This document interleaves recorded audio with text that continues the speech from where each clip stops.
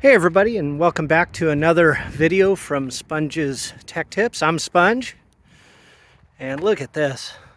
It is absolutely gorgeous up here in Washington State today. Just beautiful. We don't get too many days like this time of year. It's about 60 degrees out, just blue sky, a couple spotty clouds. May actually get above 60 today, who knows. But so I am working on a 2006 Toyota Highlander, and I'm actually working on a water leak, so I'm gonna have to troubleshoot that, figure out how water's getting in. I did notice something funny on this. The production date is actually, let's see if we can get close here, 04 of 05, so this is an April of 05 production, but they've got it listed as an 06. So again, this might be an 05, it might be an 06. I don't get into that end of it so much, but just make sure that it, what we're doing here today translates to your vehicle. The tech tip we're actually going to be doing today is to take down the pillar interior panel. It's not a super difficult one, but I figure it might help just to have somebody. Let's see if we can get this thing going again. Yeah, I hate these hybrids because sometimes they sound like they stall on you, but they're actually moving. So let's carefully get out of here. So while we're driving down, a lot of people have asked me what it is exactly I do. So I'm actually a paintless dent repair tech by trade. I've done that for 27 years, and mostly I work on retail. I actually don't do a ton of dents anymore. I've done it for so long, and cars have changed, people have changed, and honestly, I'm just kind of sick of doing it. But this is a wholesale account that I work for, that I've worked for many years, and they spend a lot of time. They spend a lot of time paying me to do odd jobs, if you would, and that's where I've learned all this. Hold on, just one sec. I got the gate, man. Thank you.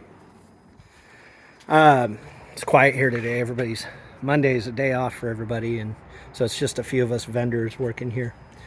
But yeah, so I over the 27 years, I have learned how to do a whole bunch of things that are applicable to do-it-yourselfers. I'm not a mechanic so much. I have some basic skills, but I don't work on transmissions. I don't work on brakes. I don't work on any of that stuff.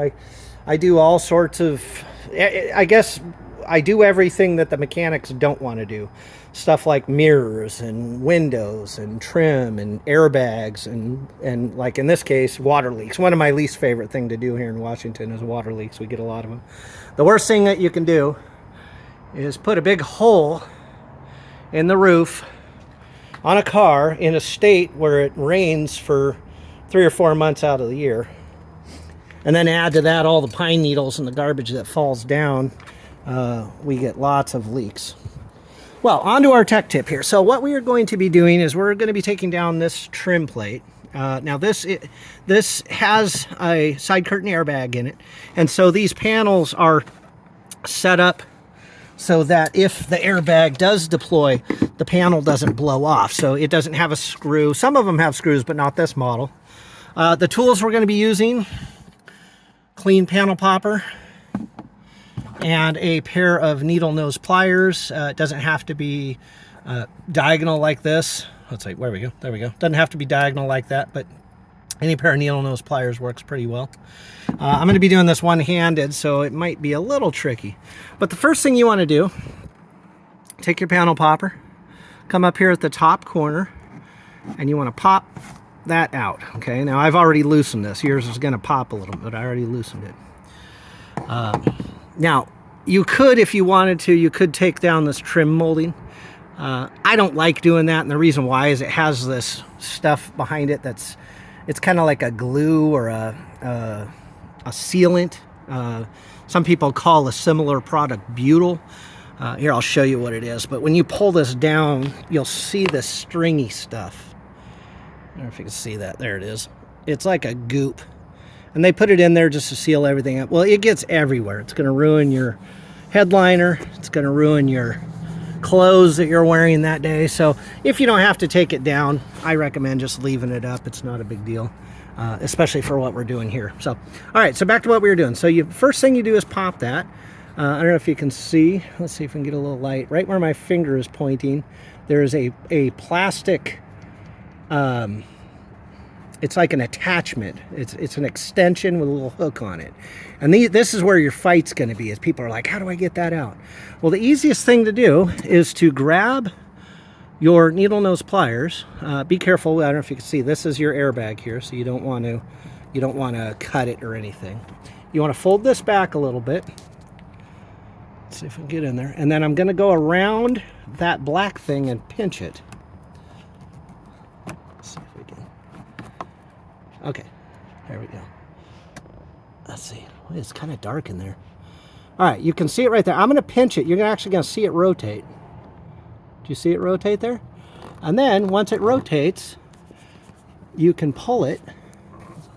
Again, I'm doing this one-handed. There it goes. All right, so you can see the hole that it goes into, let's get it into focus, is rectangular. The tab is kind of like a hook, almost looks like a little hammer. And when you spin it, I'll show you, you can see that you can rotate that so that way it pops out of the rectangle, just like so. Okay, don't try to pry it, don't try to do anything. Just do a rotation like this. Sometimes when you pinch it from here, it'll just automatically turn just by pinching it. Now you may have to kind of tweak it a little bit more to get it to fall out of it. Once that falls out, you're going to grab it. Let me back up so you can see. You're going to pull it back towards, and you'll see it's got these two hooks down here, back towards. Now be careful of the part of the dash right there. You don't want to chew that up too much. So pull it out of there. There was one little plastic clip that holds it in also. And there you go. Now you have it out. So that's going to be very useful, obviously, if you need to replace that panel, if you are on your way to repairing side curtain airbags, which you can see here going all the way down. And in my case, I'm going to head after this tube right here, because this is probably the culprit of the water leak that we're having in this beautiful little Highlander. So, all right, and obviously putting it back in is the similar process, just in reverse. And the only thing, again, be real careful when you're putting everything in. Try not to damage your airbag or any of these tapes that hold it all together. You want all that to stay right. So, all right, thanks for tuning in.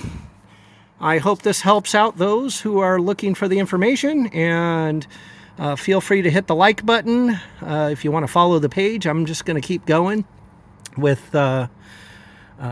different cars as they come, different little helpful things that hopefully somebody out there needs help with.